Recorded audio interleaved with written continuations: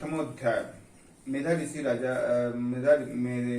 ऋषि का राज सूरत और सामाजिक भौतिक महिमा बताते मधु कटोवर्ती का प्रसंग सुनाना।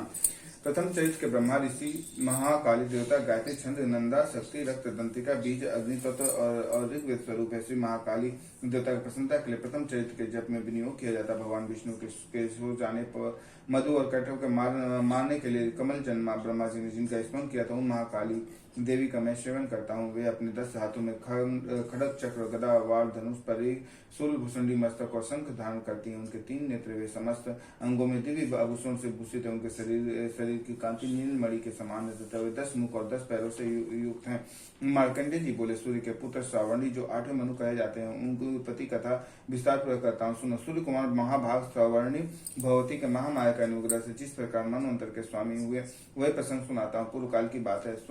स्वरोचिस मनवंतर में सूरत नाम के राजा थे जो चैत्र वंश में उत्पन्न हुए थे। उनका समस्त भूमंडल पर अधिकार था। वे प्रजा का अपने औरस पुत्रों की भांति धर्म पूर्वक पालन करते थे।